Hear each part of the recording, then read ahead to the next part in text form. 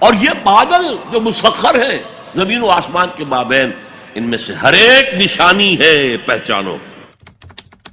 Heroine کا کاروبار کرنے والے، منشیات کا کاروبار کرنے والے، ہٹلر نے اگر خودکشی نہ کی ہوتی تو آپ اگر فورسپ سے لے کر اس کا ایک ایک رواں نکالتے اور اس کے مسلز کا بھی ایک ایک جو ہے علیحدہ کر دیتے تو کیا اس کے جرائم کی سزا ہو جاتی؟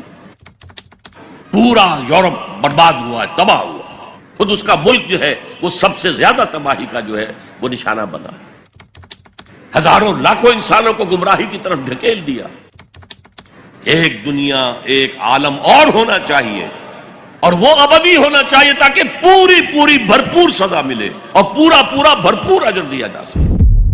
کہ سب سے پہلے ایمان باللہ وہ کلیتاً فطرت پر ہے۔ اسی لیے کانٹ نے یہ ثابت کیا، ایک کریٹیک آف پیور ریزن اس کی کتاب، جس نے ہنگامہ پیدا کر دیا تھا پورے یورپ میں۔ اس وقت تک کرسچینٹی ڈومیننٹ تھی اور مذہب ایک اہم عنصر تھا انسانی زندگی کا۔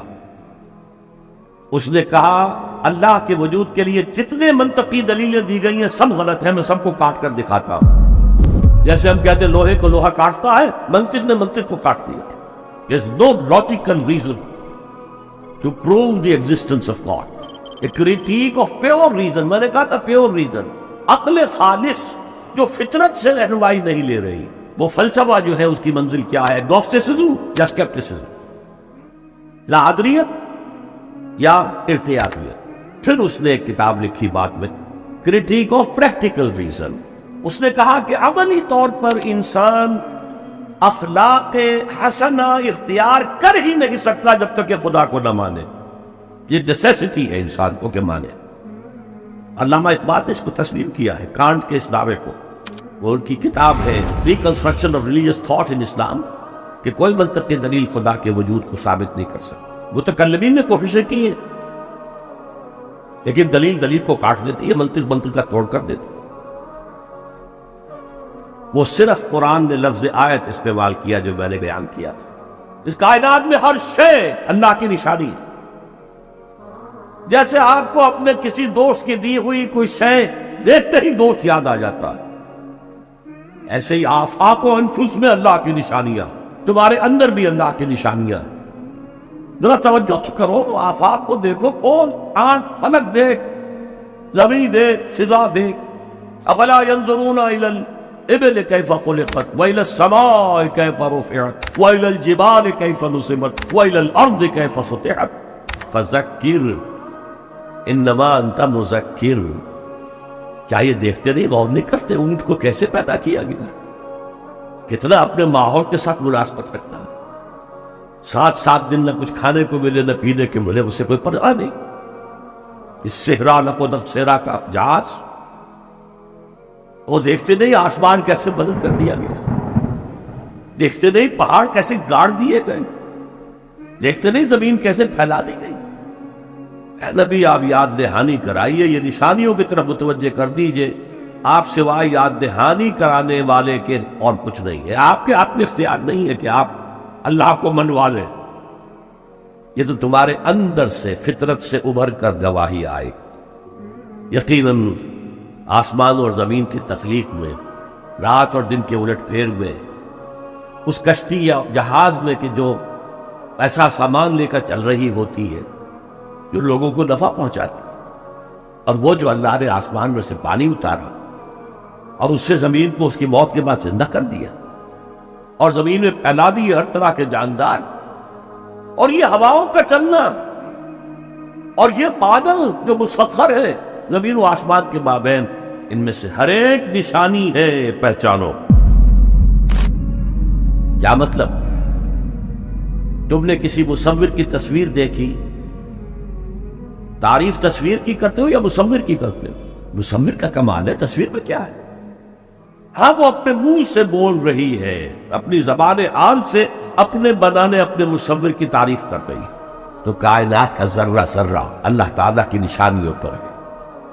یہ جو سبز درختوں کے پتے ہیں، ایک نگاہ ہوشیار جو کہ ان کی حقیقت کو پہچان سکے، اس کے نزدیک ہر پتا معرفت کردگار کا ایک بہت بڑا دفتر ہے، اور آج ہمیں معلوم ہے ہر پتا ایک فیکٹری ہے، فوٹو سنتھسس کا عمل اس میں ہو رہا ہے۔ شیخ علی حجویری رحمت اللہ علیہ، جنہیں داتا گنج بخش کہا جاتا ہے، اگرچہ یہ لفظ نہیں کہنا چاہیے، انہوں نے کتاب کا نام کیا رکھا؟ کشف المحجوب، جو پردے میں آیا ہوا ہے، اوٹ میں آیا ہوا ہے، اسے کھولنا۔ تم اوٹ میں ہو،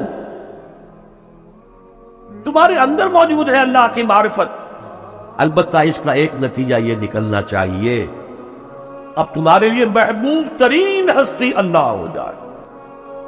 لوگوں میں وہ بھی ہے جو اللہ کے سوا کوئی مد مقابل کھڑ لیتے ہیں، پکڑ لیتے ہیں، اور ان سے وہ محبت کرنے لگتے ہیں جو اللہ سے کرنی چاہیے۔ اپنے نفس کو معبود بنایا ہوا ہے، دولت کو معبود بنایا ہوا ہے، دولت پرست، سرپرست، نفس پرست، وطن کو معبود بنا لیا ہے، وطن پرست، قوم کو معبود بنا لیا ہے، قوم پرست، بہت چھلانگ لگائی تو انسان پرست یا انسان دوست، ہیومنزم، اور اس کو پوج رہے ہیں، اس کے لیے بھاگ دوڑ کر رہے ہیں۔ وَمِنَ النَّاسِ مَن يَتَّخِذُ مِن دُونِ اللَّهِ أَندَادًا يُحِبُّونَهُمْ كَحُبِّ اللَّهِ وَالَّذِينَ آمَنُوا أَشَدُّ حُبًّا لِلَّهِ، جو اللہ کو مان لیتے ہیں اور پہچان لیتے ہیں، ان کی شدید ترین محبت اللہ کے ساتھ ہے۔ عقل نے فیصلہ کیا یہاں کوئی شے بے مقصد نہیں، نتیجہ خیز۔ فطرت کہتی ہے نیکی نیکی ہے، بدی بدی ہے، اور ہونا تو یہ چاہیے کہ نیکی کا صلہ نیک ملے، اچھا ملے، بدی کا صلہ برا ملے، عقل کہتی۔ لیکن دنیا میں ہم دیکھتے ہیں کہ نیکوکار حلال کھانے والے بمشکل سوکھی روٹی کھا سکتے، استثناءات ہے، لیکن عام معاملہ تو یہی۔ حرام خور، دھوکہ دینے والے، سودی کاروبار کرنے والے، ہیروئن کا کاروبار کرنے والے، منشیات کا کاروبار کرنے والے، انسان کے صفری جنسی جذبات کو بھڑکا کر آمدنی حاصل کرنے والے وہ عیش کر رہے ہیں۔ تو اصول تو یہ ہے کہ گندم از گندم پہ رویت، جو سے جو، گندم سے گندم اگنی چاہیے، جو سے جو اگنا چاہیے۔ یہ کیا ہو رہا ہے یہاں؟ نیکوکاروں کو کیا ملا؟ نسل انسانی کا سب سے بڑا نیک انسان محمد صلی اللہ علیہ وسلم، اور کئی وقت کے فاقے آتے تھے، ان کی نیکی کا کوئی صلہ دیا جا سکتا ہے دنیا میں سوائے اس کے کہ ان پر درود پڑھے؟ اور بدترین انسانوں کو آپ کیا سزا دے سکتے ہیں؟ ہٹلر نے اگر خودکشی نہ کی ہوتی تو آپ اگر فورسپ سے لے کر اس کا ایک ایک رواں نکالتے اور اس کے مسلز کا بھی ایک ایک جو ہے علیحدہ کر دیتے تو کیا اس کے جرائم کی سزا ہو جاتی؟ کروڑوں انسان قتل ہوئے، لاکھوں نہیں، پورا یورپ برباد ہوا ہے، تباہ۔ خود اس کا ملک جو ہے وہ سب سے زیادہ تباہی کا جو ہے وہ نشانہ بنا۔ تو دنیا میں ہم نے جزا و سزا کا کچھ نظام قائم کیا ہے، لیکن یہاں نہ جزا اتنی دی جا سکتی ہے جتنا کہ کوئی شخص مستحق ہے۔ اس نے پوری زندگی اسی میں لگائی کہ خیر کا پرچار کیا اور بدی سے روکا تھا۔ یہی اپنا وقت، صلاحیت وہ پیسہ کمانے میں خرچ کر سکتا تھا، اس میں لگا دیا اپنے آپ، کون اسے صلہ دے گا یہاں؟ تو کیا صلہ ہوگا اس میں؟ اور جن لوگوں نے لوگوں کو گمراہ کیا، شیطان کے چہرے بن گئے، ہزاروں لاکھوں انسانوں کو گمراہی کی طرف دھکیل دیا، ان کو یہاں کیا سزا دیا؟ لہذا ثابت ہوا یہ دنیا نامکمل، ایک دنیا، ایک عالم اور ہونا چاہیے، اور وہ عملی ہونا چاہیے تاکہ پوری بھرپور سزا ملے اور پورا بھرپور اجر دیا جا سکے۔ یہ ہے منطق اور عقل کا تقاضا۔ خیر و شر یہ فطرت، خیر ہے، شر۔ آج کل کی دنیا میں تو کہہ دیا جاتا ہے nothing is good or bad, only thinking makes it so۔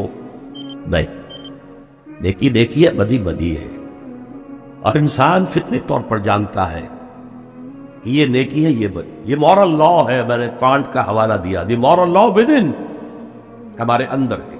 اس کا تقاضا یہ ہے کہ نیکوکاروں کو ان کی نیکی کی جزا ملے، بدکاروں کو ان کی بدی کی سزا ملے۔ وہ یہاں پورا نہیں ہوتا۔ اول تو مجرم پکڑے ہی نہیں جاتے، پھر رشوتوں کے دھندے ہیں، چھوٹ جاتے ہیں، ججوں کو خرید لیا جا سکتا ہے، بڑا جو ماہر وکیل ہے وہ جتنے گواہ کھڑے ہیں اس مجرم کے خلاف ان سب کو کاٹ لیتا ہے، جرح کر کے.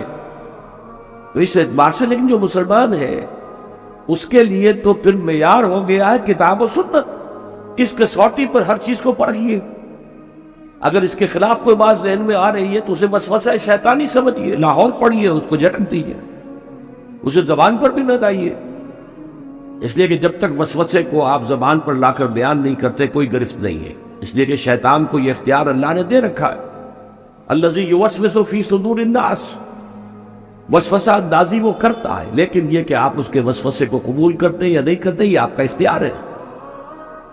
تو اس اعتبار سے وہ عقل جو فطرت سے آزاد ہو گئی ہو وہ در حقیقت گمراہی کی طرف تو لے کر جائے گی.